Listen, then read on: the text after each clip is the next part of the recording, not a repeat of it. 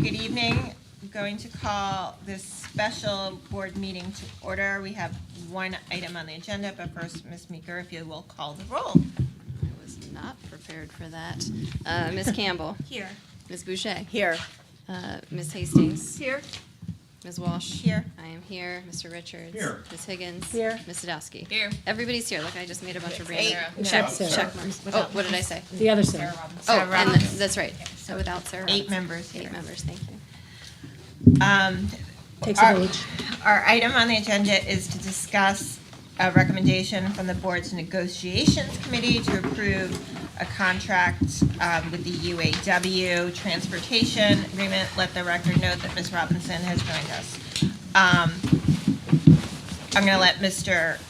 Dunn speak to this, but, I think in general, the negotiations committee recognizes that we are having difficulty hiring bus drivers, as are most districts, and a lot of our neighboring districts are active aggressively to try and make themselves more competitive. We have been pretty lucky so far, but as we saw from our the number of drivers who got sick this week, as many people have been getting various versions of the flu, it had a real impact on ability to transport students throughout. So that informs the recommendation for this interim contract, right? Yes, so this is a one-year agreement for the remainder of this school year, and then we will negotiate for them. We entered interim bargaining with them because of our need to attract bus drivers. Mr. That's correct. So this agreement modifies the pay scale for this year, and the agreement would go into effect if you would approve it tonight, back to January 24th. We would issue them 2 checks on the 28th. One is a catch-up, and then their check for their work over the last 2 weeks and for the rest of the year. So you have 2 different groups. You have the bus drivers, and then you have the bus monitors. And both have seen an increase. They were offered 2 options, and that was based on what discussions with the UAW service rep, Kevin Booton, and I discussed in September. Then they had a labor challenge as it relates to representation. Once we got through that, we revisited this. So their members have voted for option B, and the negotiations committee has recommended option B. And this will affect all new drivers coming in and hired staff as of the 24th. Of January. Of January, yes. So So it- retro to them and new people coming in. We'll be posting, if you approve, we'll be posting ads tomorrow with these new rates. So, any questions? So these go to the end of the year, and what does school bus driver participation look like for summer at all? Like, talk to me about the end of the fiscal year. Yeah, so there'll be, as far as a new agreement, we have to negotiate a new agreement for July 1. So we'll start that process. If there's no agreement in place, if you choose option B, those rates stay in place. But as far as summer work, that will be for whatever extended year program there is. Parks and Rec, we travel for those kids. So it's not the full staff like it is during the school year, but yes. Are we talking like 20%, or I'm just John, curious? can you answer that? And Ms. Sadowski, if you could speak into the microphone Oh, so that so the people sorry. at home can hear your questions. Thank you. That's your Yes. ability, I know that's. Yeah, so I'd say I think Jack said it's probably about half the drivers. I'm trying to think, we have about 400 people and kids in program over the summer between Title I and special ed. So I guess But that's my guess. I mean, without looking at ridership and past bus lists, I don't have those with No, I me. was just- I just could look at those though. So the Approximation. cost to us is $89,000 to the end of this fiscal year, and our fiscal year ends June 30th. Yep. Right.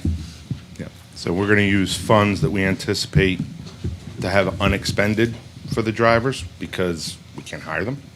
And I expect that this should be able to cover it. So we just won't have as much of a year-end fund balance, and you'll see that in the budget. Depending on how this goes. It also helps, did this work? It gives us a run-in rather than negotiate July 1, you don't have the full staff, and then you start next year and we're kind of in the same boat. So hopefully this helps. Thank you. Ms. Hastings? Okay, and can you remind us about how many positions are we discussing here? And the other one just went. Yeah. Oh, and what you would, what do you believe would happen if we don't do this? What are the consequences of not doing this? Remember the out-of-district line that you continue to see in the red? And those numbers change every month, not in a good way? You'll see more of that. More of that? Yes. And this is a multi-prong approach. We're trying to attack that and trying to bring, we get the drivers in. We have 26 big buses and 12 small buses. So if we can get drivers for them all, we can start to take some of this out-of-district transportation through third parties, bring them in. And then in addition, as you'll see in the budget and the proposal that was done in the Finance Committee, non-CDL vans. We may not have to go to the full 20 vans we talked about, but we're trying to ramp up without just saying, let's go spend all this money. So this would bring in new drivers, which would alleviate the problem of not having enough drivers currently, and in the end would cost less than sending out, which is what we're currently doing. Right. I just wanted to make that clear for Yes. the public as well. Okay. Yeah, every time we lose a bus driver, he's calling a third party to satisfy Okay, trips. thank you. Ms. Campbell? I don't need lots and lots of detail. I'm just curious, have we done something similar to this in the past? And when was the last time we've done And it? interim bargaining? Yeah. So within, last year we did custodians here. That was the first time I had ever But had I mean for that. bus drivers. Yeah. Oh, for bus, no. Okay. Not a mid Okay. negotiations, no. I will say I'm very supportive of this. I think a lot of other industries have already done this, so we're already a career destination of choice for teachers, for administration, so it would be wonderful to have this. I also like the idea of this potentially being career progression for folks, right? If we do purchase the vans, folks come in before they have a CDL, we help with that. We're showing that, hey, we'll train you, we'll help you, so I like this a lot. Thank you. Well, Other questions? Okay, I am going to open the public comment period, but seeing that no one is here, unless one of our staff would like to make public comment, I am going to close the public comment period.